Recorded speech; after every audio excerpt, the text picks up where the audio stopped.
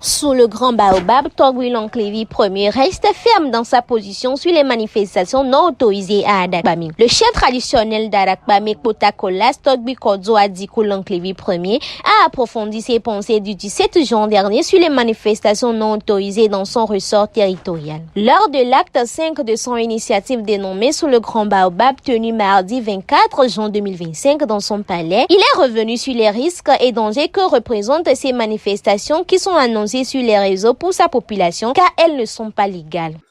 Aujourd'hui, c'est un jour très important dans l'histoire de Adakbame. Nous remercions tout le monde d'avoir nous considéré et mes pieds à Adakbame aujourd'hui. Je pense que ça fait bientôt 1 an, vous voyez que je me bats pour Adakbame. J'ai beaucoup investi à Adakbame et je fais tout possible pour qu'Adakbame soit construit. Donc, je ne suis pas d'avis pour que les peu d'acquis que nous avons soient détruits.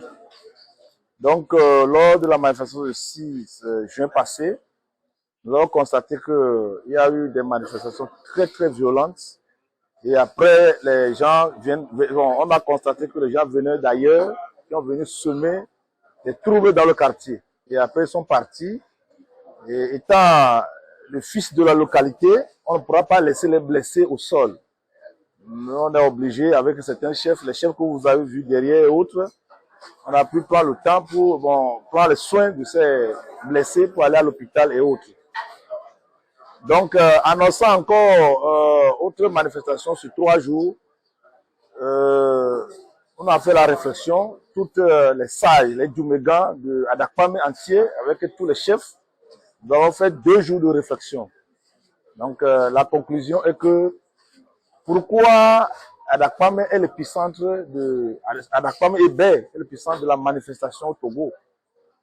Tout le temps, chaque manifestation, c'est Adakbame et Bay. Donc, nous avons décidé que désormais, nous n'allons plus accepter les manifestations dans notre zone sans que cette manifestation soit autorisée. Bon, et puis ce que nous connaissons, c'est qu'on n'a jamais vu une manifestation pacifique ici au Togo. Toutes les manifestations sont violentes. Et on a trop subi dans notre quartier, dans notre zone.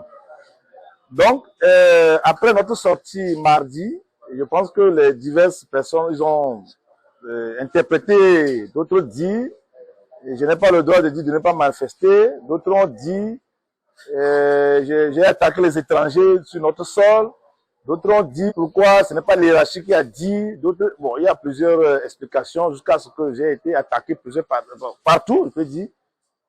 Je retire ce matin, ce soir plutôt, que la manifestation non autorisée dans notre zone d'Adakbame n'aura plus lieu. Bien, n'aura pas lieu. Et les fils, les filles, les pères, les mères de Grand Adakbame n'acceptent pas que la manifestation se fasse à Adakbame. Mais si quelqu'un désire faire une manifestation, tel que je l'avais dit, chacun sort de sa localité. Il peut retourner dans sa localité pour faire cette manifestation non autorisée. S'il y a une manifestation qui est autorisée, ce qui veut dire que personne n'a le droit de dire autre, non, voilà. Donc, aujourd'hui, je réitère que tout ce qu'on doit faire à Adakbame doit être pacifique. Cette pacification doit venir par une autorisation des autorités. Quand on a une autorisation, ça s'affiche sur le réseau. D'ailleurs, on envoie ça au chef quartier, au chef canton, il sait qu'on sort. Donc aujourd'hui, nous ne refusons à personne de faire une manifestation de 26, 27, 28. Mais si ils nous présentent un papier les autorisant à faire manifestation à Adakbame, il n'y a pas de problème.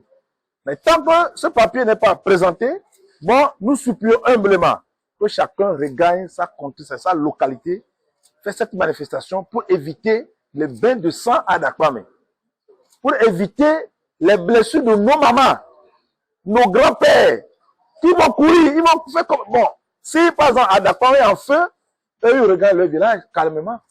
Nous, on n'a pas de village. Nous, c'est Bé qui est notre village. C'est pour ce motif que nous les supplions. Nous sommes à genoux devant eux. Que cette fois-ci, comme la manifestation n'est pas autorisée, que ça soit fait aussi dans une autre localité. Nous tous, on va aller manifester là-bas, s'ils choisissent autre endroit. Mais à Adakbame, nous ne pouvons pas. Oui, la jeunesse n'a qu'à c'est-à-dire, je ne sais pas comment il veut dire là-bas, la jeunesse, je demande la retenue de la jeunesse. Je demande qu'ils réfléchissent beaucoup plus. La jeunesse n'a qu'à se ressaisir et aller plutôt doucement et aller vers ce qui peut l'orienter. Je demande à toute la jeunesse togolaise d'ailleurs de ne pas aller en besogne, de ne pas écouter ce qu'il ne connaît pas, parce qu'il ne connaît pas les détails. Personne, il ne faut pas que quelqu'un le dise de ne pas aller vers le gouvernement. Le gouvernement est bon ou pas, c'est grâce à ce gouvernement qu'on fait nos passeports. C'est grâce à ce gouvernement qu'on fait nos cartes d'identité. C'est grâce à ce gouvernement qu'on fait presque tout. Et le Togo appartient que les Togolais.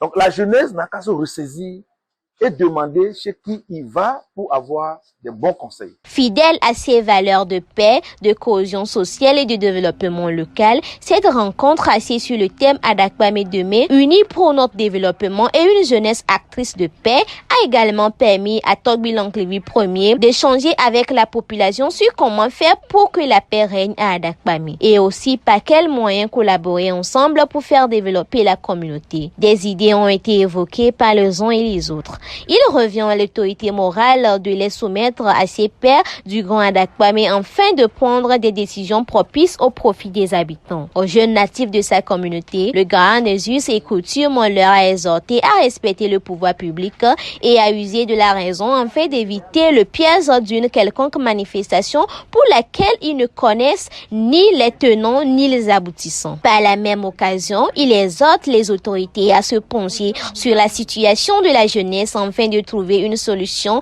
à la problématique actuelle.